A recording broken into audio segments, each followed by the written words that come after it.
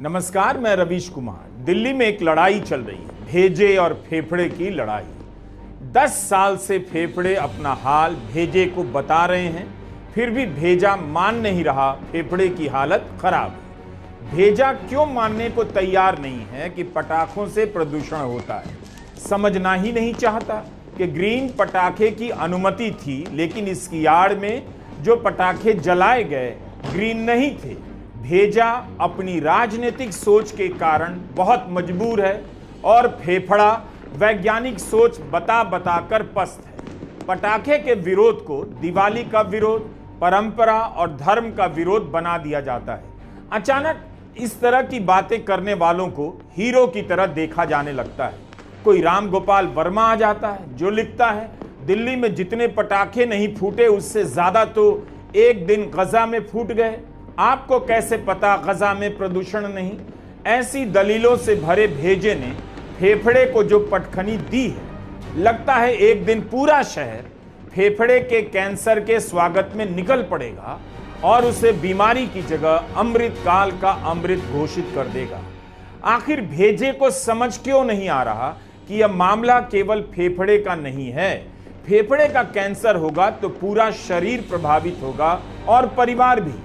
यकीन नहीं आता कि इसी दिल्ली की हवा जब पेट्रोल और डीजल से जहरीली हो गई थी, तब भले ही कुछ लोग थे जो लड़ रहे थे, सुप्रीम कोर्ट में, अखबारों में लिख रहे थे, लेकिन तब जनता इस तरह से उनके विरोध में खड़ी नहीं थी जिस तरह से आज पटाखे के विरोध में बात करने वालों का बहिष्कार किया जाता है। दिल्ली के ही सरगंगा राम अस्पताल में 30 साल तक फेफड़े के कैंसर पर शोध चला। इस शोध में यह निकला कि 1988 में फेफड़े के कैंसर वाले जिन मरीजों की सर्जरी की गई, उनमें से 90% सिगरेट पीते थे। लेकिन 2018 आते आते ऐसे मरीजों की संख्या 50% ही रह गई, यानी स्मोक नहीं करने वाले मरीजों की संख्या 40% बढ़ गई।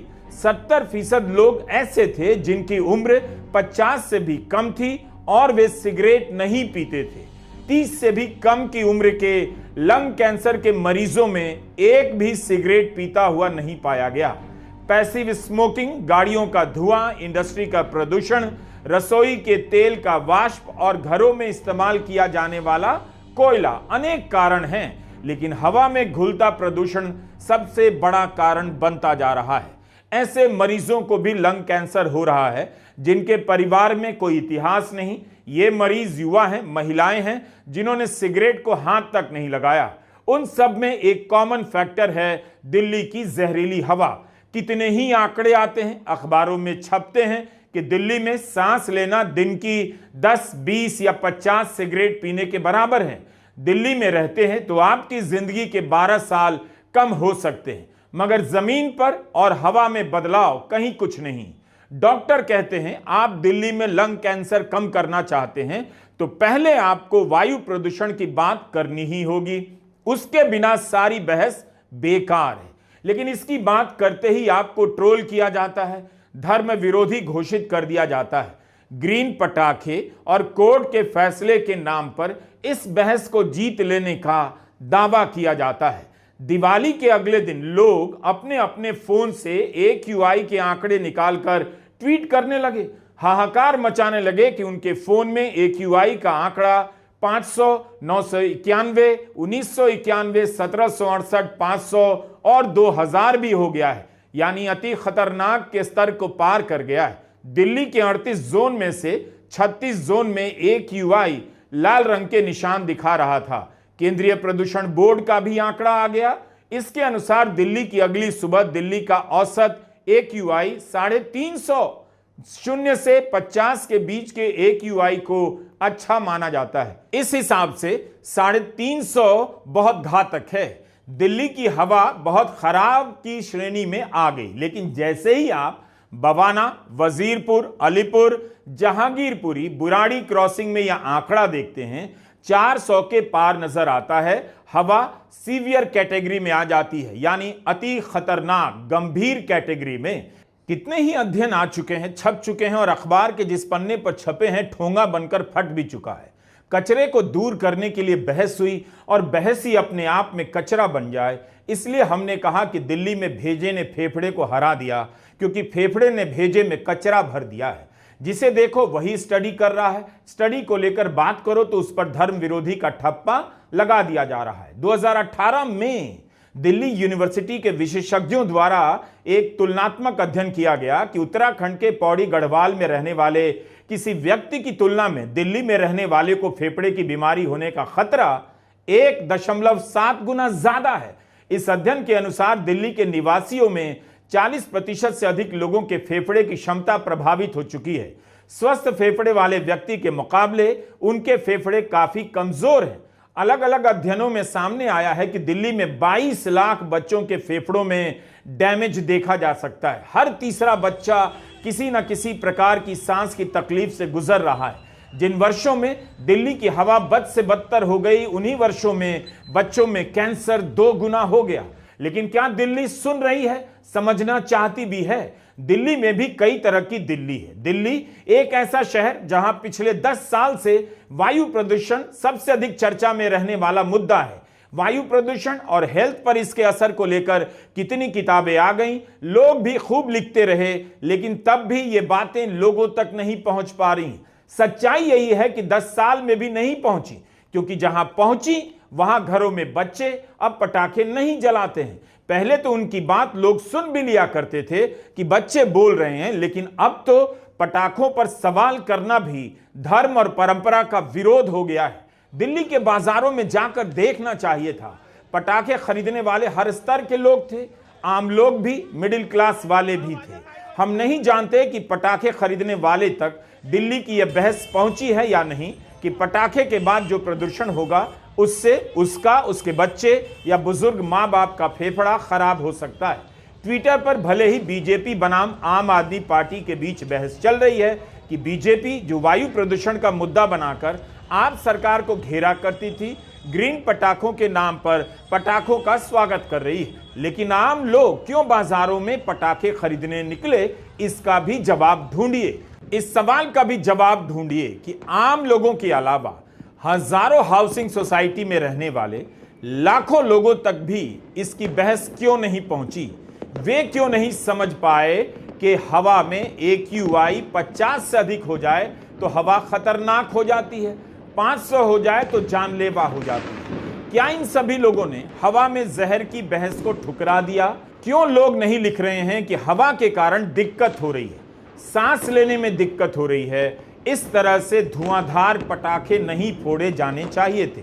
आप एयर प्यूरिफायर से इस चुनौती का सामना नहीं कर सकते। जैसे RO प्लांट लगाकर, मशीन लगाकर आपके घर का पानी भले पीने लायक हो जाए, लेकिन इससे गंगा और यमुना का पानी साफ नहीं होता। जमीन के नीचे का पानी जो प्रदूषित हो चुका है वो आपकी रसोई में RO मशीन लगा लेने से साफ नहीं होगा। RO, एयर प्यूरिफायर का खर्चा और रखरखाव का सालाना खर्चा भी जोड़ लीजिए तो पता चलेगा कि हर फ्लैट में रहने वाले लोगों का अच्छा खासा पैसा जा रहा है। एक और आइटम है नया जो परिवारों में आ गया है, नेबुलाइजर। पता कीजिए दिल्ली के कितने घरों में यह आइटम जगह बना चुका है। मास्क का खर्चा तो अब रुमाल के खर्चे के समान हो चुका है। 70 से 80 हजार के एयर प्यूरिफायर बिकने लगे हैं। 15 से 25 हजार के रेंज में जाने कितने ही एयर प्यूरिफायर आते हैं। इस सेगमेंट का बिजनेस कई 100 करोड़ का हो गया है, लेकिन इससे शहर की हवा साफ नहीं हुई और हवा के कारण लंग्स कैंसर का खतरा कम नहीं हुआ। पिछले साल की खबरों में है कि त्योहार के सीजन में दिल्ली में कई कंपनियों के एयर प्यूरिफायर की बिक्री में 50% की वृद्धि हो गई। हर साल अक्टूबर और नवंबर के महीने में इनकी बिक्री बढ़ जाती है। दिल्ली के बाहर शहरों में क्या हाल है उसे लेकर क्या बात की जाए।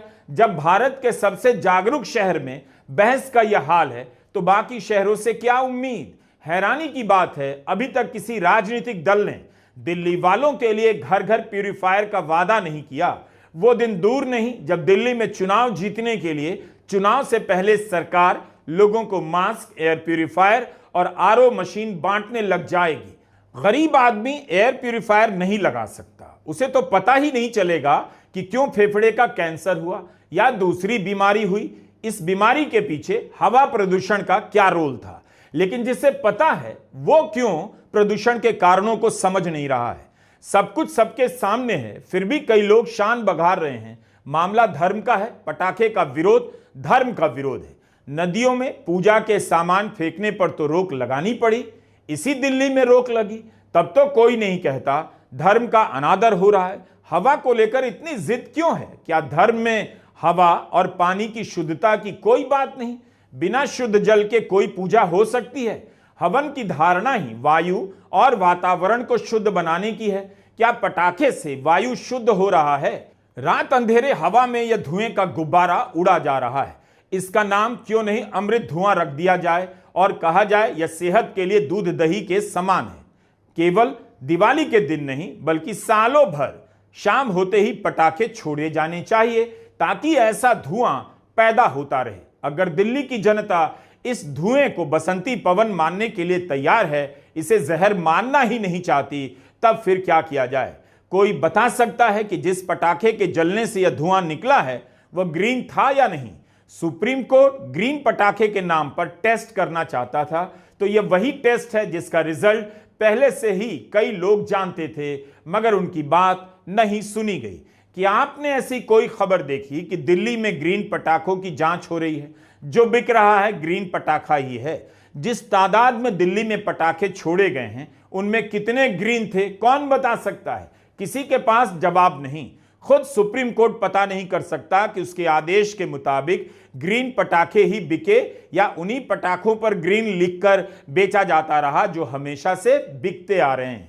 2019 में सुप्रीम कोर्ट ने दिल्ली और आसपास के राज्यों के अधिकारियों को फटकार लगाई। कहा कि लोगों को मरने के लिए छोड़ दिया गया है, कोई अपने घरों में भी सुरक्षित नहीं। उसी सुप्रीम कोर्ट ने इस बार ग्रीन पटाखों को टेस्ट करने के नाम पर अनुमति दे दी। ट्विटर पर बहस है कि AQI इतनी हो गई उतनी हो गई, लेकिन अस्पतालों से भी रिपोर्टिंग हो तो सच्चाई का दूसरा चेहरा सामने आए। देखना चाहिए कि बच्चों के डॉक्टर के क्लिनिक के आगे दिवाली के अगले दिन कितनी भीड़ है। अस्पतालों में फेफड़े और सांस की शिकायतों को लेकर दिवाली के अगले दिन कितने लोग पहुंचे। हम नहीं कहते कि आंकड़ा होता तो दिल्ली के लोगों को बात ज्यादा समझ आ जाती, बल्कि आंकड़ों के कारण भी दिल्ली की जनता ने इसे बहस से बाहर कर दिया है। वह सुनने के लिए तैयार नहीं। पिछले साल नवंबर की खबर है, वायु प्रदूषण के कारण एम्स के OPD में मरीजों की संख्या 15 से 20% बढ़ गई। उसी महीने टाइम्स ऑफ इंडिया की इप्सिता पाती ने रिपोर्ट किया कि दिवाली के बाद खराब हवा के कारण गुरुग्राम के सिविल हॉस्पिटल में 2 दिनों में सांस की दिक्कत वाले मरीजों की संख्या 30% बढ़ गई। OPD में बुखार, खांसी, जुकाम और आंखों के इन्फेक्शन के मरीजों की संख्या बढ़ गई। पिछले साल दिवाली के बाद फोर्टिस, CK बिरला और अपोलो के OPD में सांस की तकलीफ के लिए मरीजों की संख्या में 3 गुना की बढ़ोतरी देखी गई। अब इसी हफ्ते की इस रिपोर्ट को भी देखिए।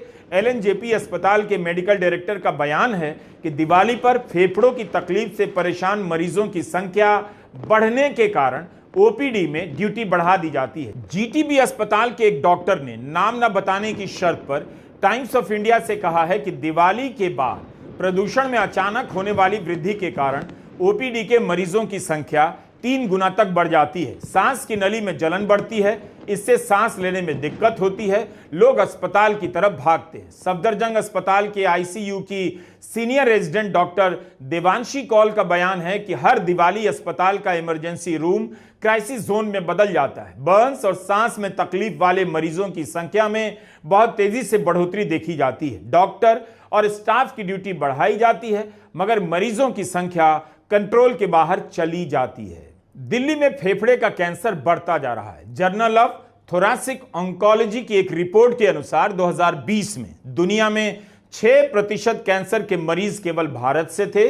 इनमें फेफड़े के कैंसर का योगदान बहुत ज्यादा था। 1 अगस्त की अनुजा जायसवाल की टाइम्स ऑफ इंडिया की रिपोर्ट है कि दिल्ली में फेफड़े का कैंसर होने के लिए जरूरी नहीं कि आप स्मोक करते हो। रिपोर्ट में बताया है कि 1 साल में कई बार दिल्ली में एयर क्वालिटी इंडेक्स का नाप जितना होना चाहिए उसकी सुरक्षित सीमा से 8 से 10 गुना अधिक हो जाता है, यानी खतरनाक। 27 सालों में पुरुषों में होने वाले कैंसर में फेफड़े के कैंसर का प्रतिशत 2% बढ़ा है। महिलाओं में भी इसमें वृद्धि देखी गई है। 1988 से 2019 के बीच दिल्ली में फेफड़े के कैंसर के उन मरीजों में 4 गुना वृद्धि देखी गई जो स्मोक नहीं करते।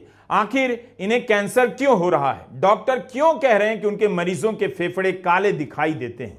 हम केवल कैंसर कैंसर कह रहे हैं। कैंसर का नाम सुनते ही दहशत मच जाती है। परिवार खर्चे और कर्जे के भयंकर भंवर में डूब जाता है। उसकी बात करने का समय नहीं, बस इस सवाल से टकरा रहे हैं कि जिस तरह से पटाखेबाजी हुई है, ग्रीन पटाखे के नाम पर सामान्य पटाखे फोड़े गए हैं, उससे क्या हवा का भला हुआ? इस पर सवाल उठाना धर्म का विरोध कैसे हो जाता? फिर क्यों दिल्ली हाईकोर्ट ने पिछले साल यमुना नदी में छठ करने की मांग को ठुकरा दिया?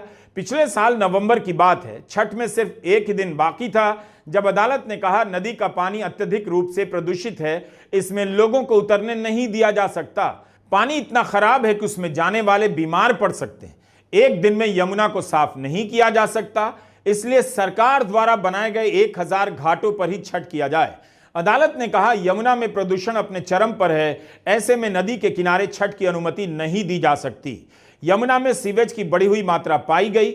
वजीराबाद से लेकर ओखला तक के हिस्से में सीवर, प्लास्टिक का कूड़ा, इंडस्ट्री के वेस्ट इत्यादि ने नदी को पूरी तरह से चोक कर दिया है। यही सब नदी के ऊपर झाग की तरह तैरने लगता है और नदी के आगे के हिस्से को भी प्रदूषित करता है। इसी जून की खबर है, यमुना में प्रदूषण में तेजी से बढ़ोतरी हुई। दिल्ली में यमुना का 54 किलोमीटर का विस्तार नदी के सबसे प्रदूषित हिस्सों में से एक माना जाता है। एक तरफ लोग सरकार से मांग करते हैं यमुना नदी साफ हो, और दूसरी तरफ हवा में पटाखों के कारण जहर घुल रहा है, उस पर लोग चुप हो जाते हैं।